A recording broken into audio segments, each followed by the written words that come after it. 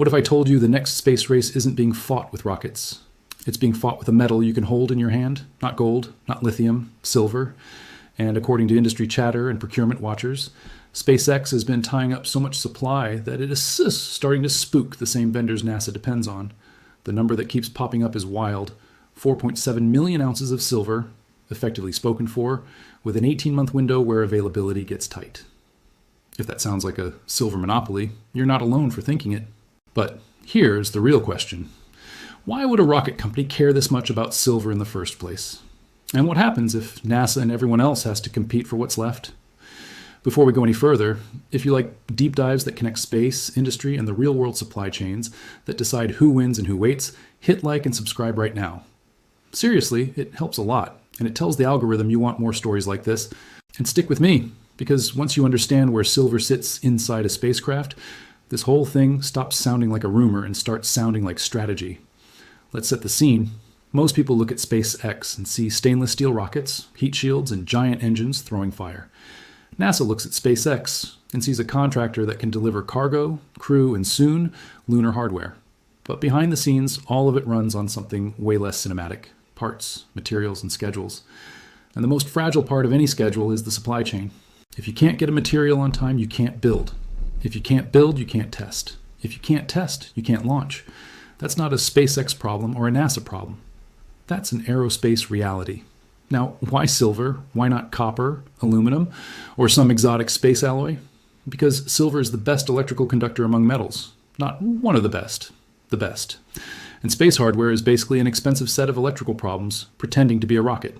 Power systems, battery systems, radio systems, sensors, high current switching, thermal control, grounding, shielding, and reliability under vibration and vacuum.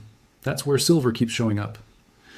Think about what SpaceX builds at scale. Rockets, yes, but also spacecraft like Dragon. And then there's the big one, satellites. When you launch satellites by the dozens, then hundreds, then thousands, you're not doing boutique aerospace anymore. You're doing manufacturing. And manufacturing lives or dies on consistent materials. Even if each unit uses a small amount, the total adds up fast when the unit count goes crazy. And this is where the story gets interesting. Because the chatter isn't that SpaceX bought a few bars of silver like an investor. The chatter is that SpaceX locked up industrial-grade silver supply in a way that affects lead times, allocation, and priority with refiners and suppliers. In other words, not we own the silver, but we reserve the pipeline. If the 4.7 million ounce figure is even close, that's roughly 146 metric tons. Try to picture that. It's not a couple of crates. It's a serious industrial allocation. And the 18-month angle matters because aerospace timelines live in that range. 18 months is the difference between we all catch up next quarter and we miss a whole mission cycle. So how could silver become a bottleneck for NASA? Not because NASA literally runs out of silver in a vault. It's because NASA and its contractors buy from the same industrial ecosystem: refiners, specialty wire makers, plating shops, contact manufacturers, brazing alloy suppliers, and electronics vendors. When one giant buyer comes in and says, "I need consistent deliveries for the next year and a half," that buyer can jump the line. Not by breaking laws, by signing contracts early, paying for priority, and giving suppliers the one thing they love most: predictable volume. And SpaceX is famous for one thing that makes suppliers pay attention. They actually build a lot, on tight cycles, over and over. If you're a supplier, a program that moves fast and pays on time is gold, or in this case, silver. Now, I want to be careful with the word monopoly. In strict terms, one company can't control the entire global silver market. Silver is mined all over the world, traded everywhere, and used in everything from electronics to medical tools. But you don't need to control all silver to create a monopoly effect. Inside a tiny niche like aerospace-grade forms, purity requirements, or specific manufactured components that rely on silver inputs. This is where people get it wrong. They hear 4.7 million ounces and imagine one warehouse stacked to the ceiling. The more realistic version is more strategic: long-term agreements across multiple suppliers, locking in refined silver feedstock, reserving production capacity for silver-based parts, and creating a situation where other buyers get told lead time is longer, or minimum order quantities are higher, or we can deliver, but not until next year. And NASA is uniquely sensitive to that because NASA doesn't just build one thing. NASA runs multiple missions with multiple contractors, each with their own vendor networks. A delay in one specialty component can ripple into a test schedule. And test schedules are sacred. Miss a window and you're not just late. You're late in a way that costs millions. So what does NASA use silver for? Plenty. high reliability electrical contacts, silver plating for conductivity and corrosion resistance in certain environments, specialized connectors and switches. Some battery chemistries used in aerospace have silver in them, like silver zinc batteries, which are known for high power density and are used in specific high performance applications. Silver is also used in thermal control and in certain coatings and pastes used in electronics. And then there's the massive category that's easy to ignore: ground systems, facilities, test stands, launch infrastructure, and instrumentation all involve high reliability electrical hardware where silver appears. Now add the bigger picture. NASA is pushing Artemis, lunar missions, deep space comms, more spacecraft hardware. Meanwhile, the commercial space industry is exploding with satellite constellations, defense platforms, and research missions. More space hardware means more high reliability electronics. More electronics means more silver. It's not just SpaceX. SpaceX is just the biggest force multiplier because of volume. And volume changes everything. Here's a simple way to think about it. Traditional aerospace is built like a custom suit. SpaceX builds like a factory. When you build like a factory, you don't just buy parts. You shape supplier behavior. You force them to scale. And once you force them to scale around your needs, other buyers can get squeezed even if the total global silver supply is technically fine. So where does the 18-month lock come in? The story going around is essentially this. SpaceX secured enough committed silver supply, directly or indirectly through contracted components, that a big chunk of aerospace-relevant availability is effectively allocated for the next year and a half. That doesn't mean NASA can't buy silver. It means NASA's contractors may face longer queues, higher prices, or extra qualification steps to switch to alternate sources. And switching sources in aerospace is not like switching coffee brands. Every new vendor can trigger tests, paperwork, and certifications. If your mission depends on a component that's been qualified with one supplier, you don't casually swap it out because the lead time got ugly. You either wait or you spend money validating the new option. Either way, you feel it. Now let me ask you something. If you were Elon Musk and you believed the next bottleneck isn't engines or launch pads but materials and electronic supply, wouldn't you do the same thing? Wouldn't you lock in what you can before prices rise and before competition catches up? Because that's the other layer. Silver isn't just an aerospace story. It's an energy story. It's used in solar panels and power electronics and devices everywhere. Demand comes from multiple worlds at once. And unlike oil, you can't just turn on a silver mine quickly. A lot of silver is produced as a byproduct of mining other metals. That means supply doesn't ramp just because demand spikes. Supply ramps when the economics of other mining operations ramp. That lag can be brutal. So if SpaceX is planning production that stays high for years, Starlink replacements, new satellite generations, Dragon operations, lunar hardware, maybe even future systems, then locking in silver-related inputs is a very rational move. It's not a conspiracy. It's procurement. But why does this get framed as SpaceX locking NASA's supply? Because NASA isn't a single factory with a single purchasing department. NASA is a web. When SpaceX becomes the biggest anchor customer for certain suppliers, NASA's contractors can end up competing for the same capacity. And in the short term, the vendor might pick the customer with the bigger, steadier, simpler order. That's how a silver monopoly can happen in practice, even if nobody owns the entire market. And now we get to the part that makes this story worth watching to the end. Because if this is real, if the allocation pressure is real, then the consequences aren't just about money. They're about who gets to launch on time, who gets delayed, and who ends up rewriting their designs because a tiny material constraint turned into a giant schedule problem. Let's make silver feel real, not abstract. Imagine you're holding a satellite the size of a kitchen table. Inside it, you've got power coming in, power being converted, batteries charging and discharging, radios pushing signals through antennas, and computers running nonstop. Every one of those subsystems has connectors, contacts, soldered joints, switches, and conductive paths that must work flawlessly after vibration, shock, radiation exposure, and extreme temperature cycling. In normal consumer electronics, if a contact degrades slowly, maybe your phone glitches. In space, a glitch can mean a dead satellite. That's why aerospace loves materials with predictable behavior, stable performance, and strong conductivity. Silver checks a lot of boxes. Silver shows up in plating because a thin layer can dramatically improve conductivity and reduce contact resistance. It shows up in contact materials because it can handle high current switching better in certain designs. It shows up in specialized brazing and joining operations where you need strength and performance. And it shows up indirectly in components you don't even think about, because many black box aerospace parts have silver somewhere inside, even if the bill of materials doesn't scream it. Now scale that up. One satellite might not sound like a big deal, but thousands of satellites built continuously create continuous demand. And unlike a one-time NASA mission that buys a batch and then slows down, a constellation is a treadmill. You're always producing, you're always replacing, you're always upgrading. That treadmill is where SpaceX becomes different from the traditional aerospace world. Traditional aerospace buys in chunks. SpaceX buys like a streaming subscription, constant, consistent, planned. Suppliers love that. They can plan shifts, inventory, and refining schedules around it. Here is the key point, the 4.7 million ounces. Number doesn't T have to mean SpaceX is literally stuffing silver into every rocket. It can mean SpaceX is the anchor buyer whose demand forces upstream suppliers to reserve raw material and production capacity. Sometimes the raw metal isn't the bottleneck. The bottleneck is the specialty processing, the plating lines, the qualified production runs, the high reliability component factories. And those specialty bottlenecks can be surprisingly small. Let's talk about aerospace qualification for a second, because it's the silent killer of flexibility. If you're building a spacecraft, you don't just pick a new supplier because they're cheaper or faster. You have to confirm they meet spec, confirm consistency, sometimes retest, sometimes requalify. That takes time, that takes money. And even if you can do it, it might not fit your schedule. So when supply tightens, the companies that already have long-term contracts in place get stability, and the companies buying spot orders get pain. If SpaceX has locked in 18 months of stable deliveries, that's not just about price, that's about certainty. That S about never having to stop a line because a specific plated connector won't T arrive. Now put NASA into this picture. NASA's model is different. NASA funds programs, primes contract out work, and those primes rely on vendors. NASA can absolutely secure supply too, but NASA procurement often has more constraints, more oversight, and more complexity. Even when NASA wants to move fast, the machine is bigger.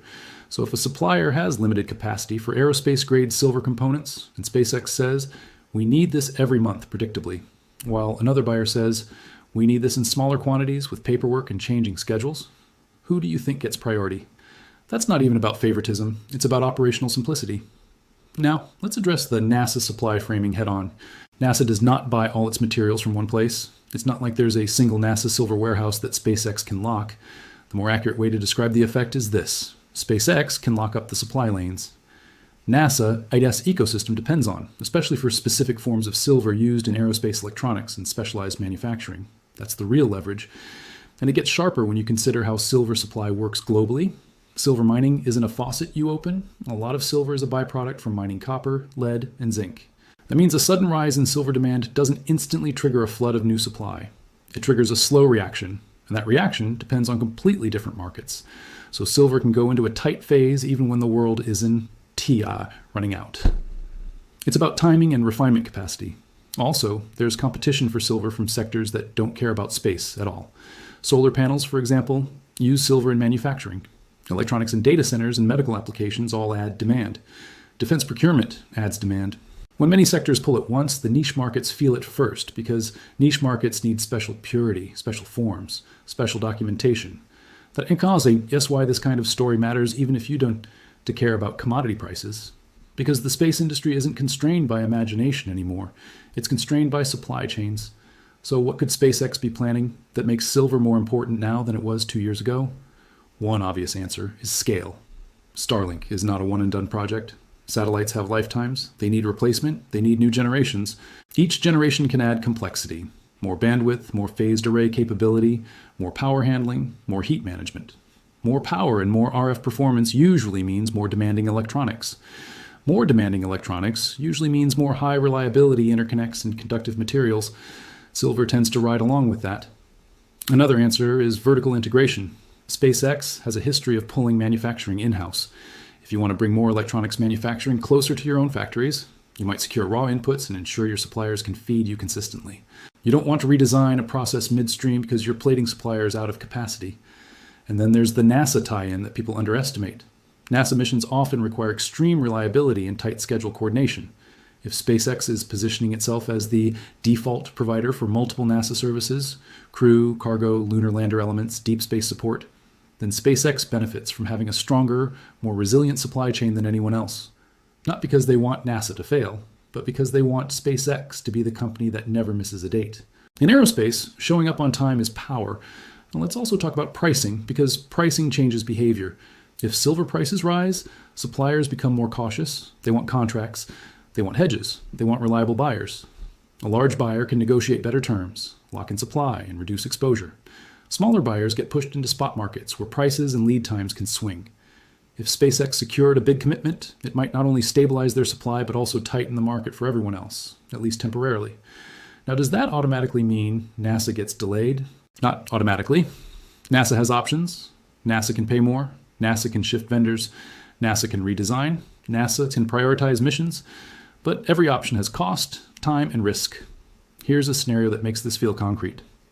A NASA contractor needs a particular aerospace connector assembly that has silver plating specified and qualified. The supplier says lead time has doubled because their silver plating line is running near capacity, and they've got long-term commitments. The contractor can either accept the delay, pay a premium for rush capacity if it exists, or requalify another part. None of those are easy. Meanwhile, SpaceX's production keeps rolling because their contract reserved that capacity. That's how procurement becomes strategy. Now let me ask you a question that might change how you see the whole situation. What if this isn't only about SpaceX building space hardware? What if it's about SpaceX building leverage? Because in the next decade, the winners in aerospace won't just be the ones with the best engines. They'll be the ones who can manufacture consistently, cheaply, and quickly without getting derailed by bottlenecks. If you can lock up critical inputs, whether that's chips, alloys, propellant, or yes, silver, you create stability that your competitors don't have. And stability is the one thing that turns ambitious plans into finished hardware. So if there really is an 18-month window where suppliers are effectively committed, it means the next year and a half could look like this. SpaceX keeps shipping hardware on schedule while everyone else feels friction. And in a world where launch cadence and mission timelines define leadership, that friction becomes headlines. In the final part, we're going to tackle the big implications. What does this mean for NASA's independence, for other aerospace companies trying to compete, for the silver market narrative itself, and most importantly, is this silver monopoly a smart move that protects missions, or a risky bet that could backfire if technology shifts and silver demand changes? Stay with me, because the ending of this story isn't about metal, it's about control. So what are we really looking at here? A clever supply chain play, or something that could genuinely squeeze NASA and the broader space industry? Let's start with the most important reality. NASA is not helpless. If there's one institution that knows how to operate under constraints, it's NASA. The agency has flown missions through shortages, redesigns, and political swings for decades. If a specific component becomes hard to get, NASA and its contractors can often engineer around it. But engineering around it takes time, and NASA is juggling timelines that don't care about your vendor's backlog.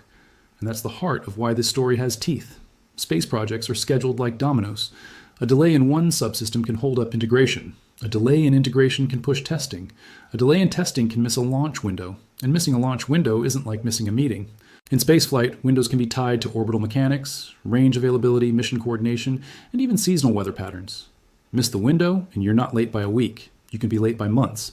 So if an 18-month supply lock creates even small delays across multiple suppliers, you can get a compounding effect. That's what procurement people fear the most. Not a dramatic failure, but 1,000 tiny schedule cuts. Now, is SpaceX intentionally trying to lock NASA out? There's no need to assume that. It's more believable and honestly more consistent with how big manufacturing works that SpaceX is doing what any fast-scaling company does, securing inputs early to protect their own throughput. If that indirectly pressures other buyers, it's not personal, it's physics, economics, and contracts. But optics matter. When the public hears NASA supply locked, it triggers a bigger question. Should NASA be dependent on the same supply lanes as a private company that has its own priorities? That's a serious question, and it's not anti-SpaceX, it's just governance. NASA's job is national capability, science, exploration, and maintaining reliable access to space.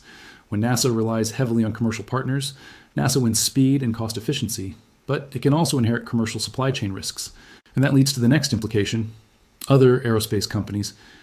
If SpaceX is reserving capacity and moving faster, competitors can get squeezed into longer lead times and higher costs. That can slow innovation, not because the competitors are bad, but because they can't get parts fast enough to iterate. Again, it's not dramatic, it's just friction. And in modern tech, friction is deadly. So what can the rest of the industry do? They can sign their own long-term contracts. They can invest in alternative suppliers. They can redesign to use less silver-dependent components where possible. They can improve recycling and recovery from manufacturing scrap. They can even push for domestic refining capacity if that's a national priority. But none of that happens overnight. That's why an 18-month period matters. It's long enough to shape outcomes, but short enough that it feels like a temporary squeeze rather than a permanent reality. Temporary squeezes are exactly when momentum shifts, because the company that keeps shipping during the squeeze gains trust, wins contracts, and becomes the default choice. Now let's talk about the silver market angle, because it's easy to get carried away. 4.7 million ounces is huge in an aerospace context, but global silver markets are much bigger. So the more realistic claim is not SpaceX controls silver, but SpaceX may be controlling the availability of specific silver-dependent supply chains used in aerospace manufacturing. That's a narrower, more believable, and frankly, more important claim. Because you don't need to control the whole ocean to control the port. And that brings us to the most interesting possibility. What if this isn't just about silver usage today, but about silver usage tomorrow? Consider how SpaceX operates. They plan for scale, they plan for redundancy, they plan for rapid iteration. If their internal models say electronics production will be the bottleneck, then locking in conductive materials and contact manufacturing capacity makes sense. If their models say we are going to build a lot more power-dense systems, then silver becomes even more relevant because high current, high reliability interconnects become more important. And on top of that, there's geopolitics. Supply chains are not just economics anymore, they're national strategy. If key refining or processing capacity sits in regions that could be disrupted, big companies try to diversify and lock in agreements early. That doesn't require a conspiracy. It requires a spreadsheet and a risk assessment. So could this backfire on SpaceX? It could, in a few ways. First, technology shift. If new materials, new coatings, or new manufacturing techniques reduce silver dependence, then long-term commitments might look less brilliant later. Aerospace moves slowly, but it does move. Second, price volatility. Locking in supply can protect you, but it can also lock you into terms that look expensive if the market swings the other way. Third, public and political backlash. If decision makers start believing one company is creating supply pressure that affects national programs, you can see policy reactions, new sourcing rules, incentives for alternative suppliers, or even pressure to build strategic reserves for critical materials. And fourth, supplier risk. When one buyer dominates a supplier's order book, the supplier becomes dependent too. If anything changes, design changes, program pauses, contract disputes, it can destabilize that supplier. Big buyers try to manage that, but it's a real risk. Still, from a pure operational viewpoint, the strategy is easy to understand. Space is becoming industrial. Industrial operations are won by supply chains, and supply chains are won by the companies that plan earlier and commit harder. Now let's zoom out and make this personal for you as the viewer. Why should you care? Because this story shows you where the real power is moving. It's moving away from who has the coolest rocket and toward who can produce reliably at scale. The next era of space won't be limited by dreams. It will be limited by factories, materials, contracts, and lead times. Silver is just one symbol of that. And it also raises a question that I want you to answer for me in the comments, because it's genuinely not simple. If a private company like SpaceX secures supply chains so effectively that it indirectly becomes the gatekeeper for speed in the space industry, is that good because it accelerates progress, or risky because it concentrates capability in one place? One more question for you. If you were running NASA, would you respond by building more independent supply lines even if it costs more? Or would you lean even harder into the company that can guarantee delivery? Drop your take in the comments. I read them, and the best points usually shape the next video. And if you know someone who's into SpaceX, NASA, or even just the behind-the-scenes business of how big tech projects actually happen, share this video with them. It's the kind of topic that sounds like a headline at first, but the deeper you go, the more it explains why some missions fly and others wait. If you made it this far, you already know the truth. Rockets don't just launch on fuel and genius, they launch on logistics. And sometimes the difference between history and delay is something as simple and as strategic as silver.